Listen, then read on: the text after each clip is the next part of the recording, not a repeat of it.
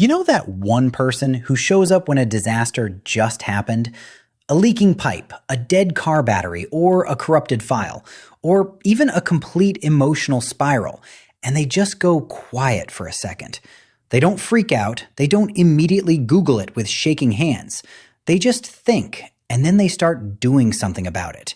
And you are just standing there, wondering what is wrong with you, that your very first instinct was to cry. So what actually separates these people from the rest of us? Surprisingly, it is not really even experience. And once you understand the hidden mechanics behind it, you are going to start seeing it everywhere. Let's go back to something psychologist Albert Bandura identified way back in the late 70s, a concept he called self-efficacy, which, stripped of all the academic language, is just your profound belief that you are capable of handling what is in front of you. This is not just a general optimism, it is very, very specific. It is the feeling of, I have handled things before, and this new thing in front of me is handleable. Bandura found that this belief alone dramatically changes everything. It changes how long someone persists at a problem before they eventually throw their hands up and give up. And it dictates how much raw effort they pour into it, especially when it gets overwhelmingly hard. So what made people like this in the first place? That is where it gets deeply personal. Think about what happens the very first time a kid tries to fix something, like actually tries, and it works. Even if it is something tiny, they wiggled the wire and the lamp turned on. They rebooted the frozen computer and it suddenly worked. They put pressure on a cut and the bleeding stopped. That exact moment does something profound to them. It has absolutely nothing to do with the lamp or the cut. It physically rewires how they see themselves, specifically in relation to problems. Suddenly, the world isn't just something that happens to them. It is something they can reach into and change. And every time after that, when something breaks, their nervous system doesn't go into an automatic shutdown mode. It goes into a state of mild curiosity, a feeling like, oh, this is just a puzzle, and I have solved puzzles before. Bandura actually called these moments mastery experiences, and research consistently ranks them at the very top, as the single most powerful source of self-efficacy there is. Not just being told you're capable, not passively watching someone else do it, but actually diving in and doing it yourself. That is the thing that truly sticks. It forms a learned relationship with uncertainty. Julian Rotter spent years studying this dynamic. He called it the locus of control, the degree to which a person believes their own actions determine outcomes, rather than leaving it up to luck or fate. And people who sit firmly on the internal end of that scale don't just do better at fixing things around the house. They are actually less likely to develop depression. They cope with intense stress in healthier ways that don't involve completely dismantling their entire lives. They persist longer. And this has been recognized across different cultures and age groups. The deep sense that your effort actually matters is apparently one of the most protective psychological traits a person can have. But here is the catch. Most of these people were not born this way. It started from very specific moments, usually buried deep in childhood, where someone either explicitly handed them agency or left them absolutely no choice but to find it themselves. Sometimes it was a parent who calmly said, "I am not going to tell you the answer. I will help you figure it out." And sometimes it was a parent who just wasn't there to help at all. So the kid was forced to learn to help themselves. It's brutal, but both pathways lead to the exact same place.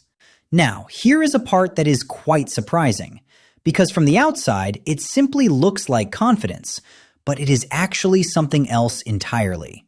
When a fixer walks into a broken situation, they are not certain it will actually work out. They are not carrying some magical guarantee. They feel the exact same uncertainty you feel. What is different is how they process it. That uncertainty doesn't feel like a final verdict to them. It feels more like a starting point. There is a psychological construct for this. It is called the tolerance of ambiguity. The ability to sit inside a situation where you do not yet know the answer and not completely fall apart while you figure it out. People who struggle with ambiguity need resolution fast. They desperately need to know it's going to be okay. They need it right now. And when they can't get that instant reassurance, the anxiety completely takes over, and they freeze, or they just hand it to the person who seems calm and back away slowly. The fixer in your life, somewhere along the way, they learn to be okay in that uncomfortable in-between space. Okay, let's pause. I want to be brutally honest about something. Some people who know how to fix everything, emotionally, practically, logistically, for everyone around them, sometimes they are not doing it from a place of strength. Some of them learned to fix things because it was how they earned their place. The love and approval was only in the solution. Standing there helpless was, at some point in their lives, genuinely risky. So their nervous system made a vow. I will never be helpless again. And that is more of a trauma coping mechanism, just wearing a superpowers costume. The tell is when you ask them to let someone else handle it. They physically cannot relax. They are hovering. They are offering unsolicited suggestions. They need it to be fixable, not only for your sake, because an unfixed thing somewhere in their environment feels like an unfixed thing inside of them. But then there is the other kind, and this is the one worth talking about. The person who fixes things out of genuine curiosity, because broken things genuinely fascinate them. The gap between not working and working is one of the most interesting places in the world to them. These people will tear apart something they already fixed just to understand it better. They'll ask questions that have no practical use whatsoever. They will explain what went wrong with a level of detail that nobody asked for, completely delighted, like they just found out something beautiful. These are the people who fell in love with competence itself, not just the outcome, the process, the figuring out. Spending time around people like that is one of the most recalibrating things you can do for yourself. Because what they model, without even meaning to, is that not knowing how to do something is just a temporary state. Broken is not a permanent condition. That you can put your hands on a massive problem and actually move it. You might be sitting here realizing you are one of these people, and you have never really thought about why. Or you might be realizing you are not, and that the idea of being this way feels genuinely foreign to you. If it's the second one, I want to say something directly to you. The reason you outsource your broken things isn't a character flaw. It is a history, a set of experiences that taught you that problems are things that happen to you rather than the other way around. And that isn't permanent either.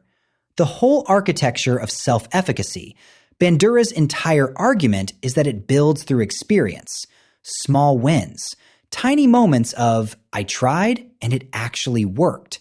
Not giant heroic fixes, just you tightened the loose screw. You made the difficult call. You didn't sit there and wait for someone to save you, just this once. That is exactly where it starts. But understanding why you're wired this way is only half of it. The much harder part is actually doing something tangible with that understanding. Because awareness without structure has a sneaky way of just becoming more material for your brain to endlessly loop over. You see the pattern, you name it, and then you just think about it a lot, and absolutely nothing moves. That massive gap between insight and actual change, that is exactly the part I have been trying to address for people watching this channel. If you are someone who gets it intellectually, but keeps finding yourself stuck in the same brutal loops, the exact same hesitation, the same, I will start properly next week. There is something in the pinned comment that might be worth looking at. It is a 7-day reset bundle built specifically around this pattern, overthinking, emotional blocks, and building consistent follow-through in a way that doesn't ask you to rely on fleeting motivation or blindly force your way through it. It is structured into daily steps, so it doesn't become another thing you enthusiastically start and quickly abandon. It is designed to be actually worked through. If that's where you are right now, it is linked in the description and the pinned comment.